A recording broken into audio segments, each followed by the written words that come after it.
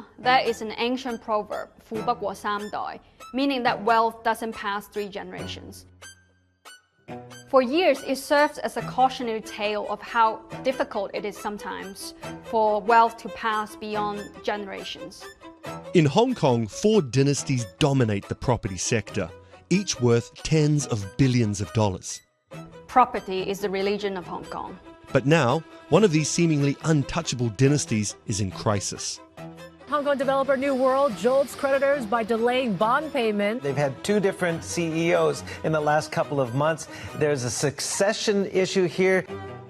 Adrian stepping down was shocking because in traditional Hong Kong tycoon families, family members are very important, and the eldest son is the most important member of all the children. Over the last decade, heir apparent Adrian Cheng played a pivotal role in rapidly expanding New World's properties, and in the process racked up billions of dollars of debt. A string of recent misfortunes, some within the company's control and some not, have hit New World's share price hard. Now it's working to refinance about $11 billion of debt. At the centre is a Hong Kong dynasty uncertain about its future, trying to navigate China's ongoing property crisis.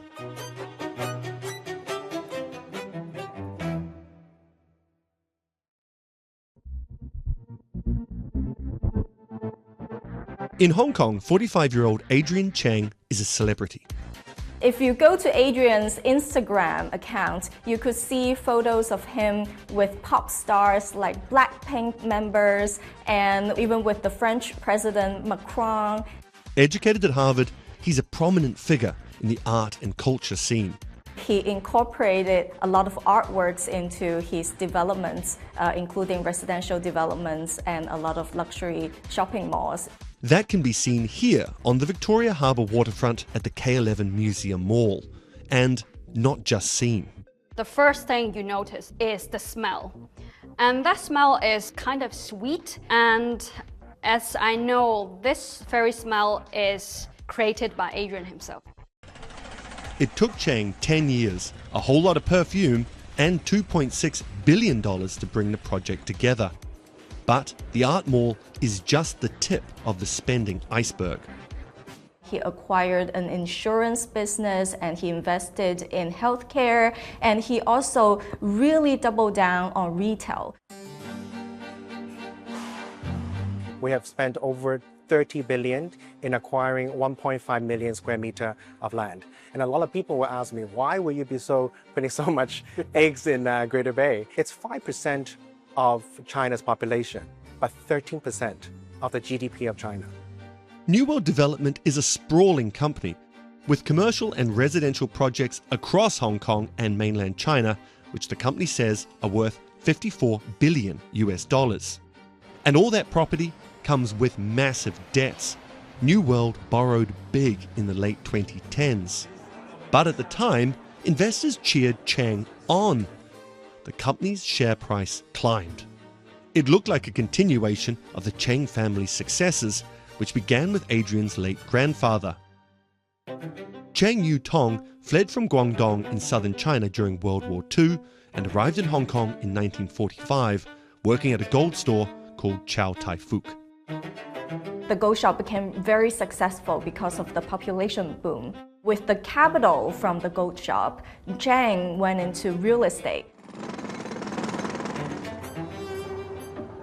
The 70s and 80s were boom years for Hong Kong's property magnates. Fast forward to the 2010s, and Adrian began to take control of New World Development. He felt the company needed a makeover. New World at the time became a more high-end brand that really catered and appealed to the more sophisticated middle class who wanted their real estate or wanted their homes to look more different, more high class, and that really succeeded. But the party couldn't last forever. Hong Kong's fortunes were about to take a turn.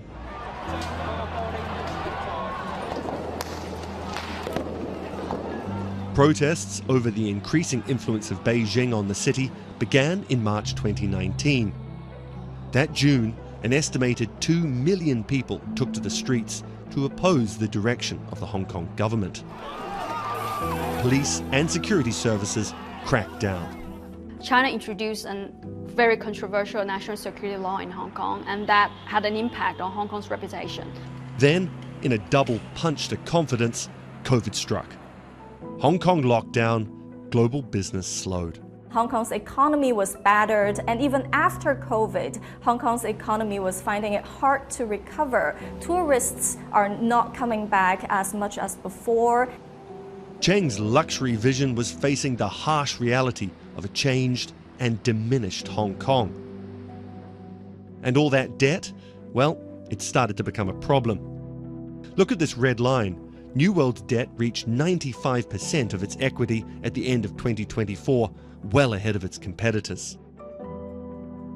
And it was around that time when people started to realize that, hang on, New World's expansion plan dated back in 2017 and 2018 might have contributed to this heavy debt level.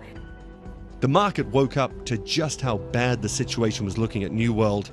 The company's bonds, debt which they sell to the market, plummeted in price.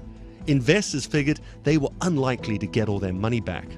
Cheng's father, who was New World's chairman, stepped back into the spotlight. In a rare interview on local Hong Kong TV, he suggested the previously unthinkable. Adrian might not be the one to take over the family business. 揾呢個人呢，唔係易揾。如果揾到呢，我就非常之高興嘅。Adrian Zhang was widely expected to be the successor of the whole family group. And then news came that Adrian would step down as CEO in New World after, leading the group into its first losses in 2 decades. People were like, oh my God. When you say New World, people think of Adrian Cheng and vice versa. That had lasted for more than a decade. Adrian Cheng's investments, at first seen by analysts and investors as innovative, were now being judged as overextending New World. At the time, everyone was praising Adrian. And then now, in hindsight, everyone is saying, oh, of course, he shouldn't have. Adrian's position as heir apparent is now in question. His 3 other siblings have taken up key roles across the family business, none more prominent than his younger sister, Sonia Cheng. She runs the family's original jewelry empire and the hospitality side of the company, including the Carlyle in New York and the Hotel de Crillon in Paris. With Henry back at the helm, he and the new CEO will need to nurse the company back to financial health as China's property crisis drags on. China right now is experiencing an economic slowdown because of all the trade tensions and its own economic issue, including a real estate slump and very high youth unemployment rate. New World's debt-fueled expansion is now a warning to Hong Kong's other property tycoons, and a reminder that keeping business in the family has its challenges.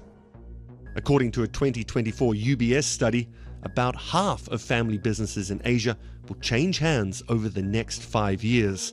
That's over $1 trillion in company value, moving generations. New World's Zhang family is really one of the first Hong Kong tycoon families that are handing the businesses to the 3rd generation. We're talking about billions of dollars being handed to the 3rd generation. So for other tycoon families whose businesses are now still very much in control of the 2nd generation, they will be looking closely at what's happening in the Zhang family.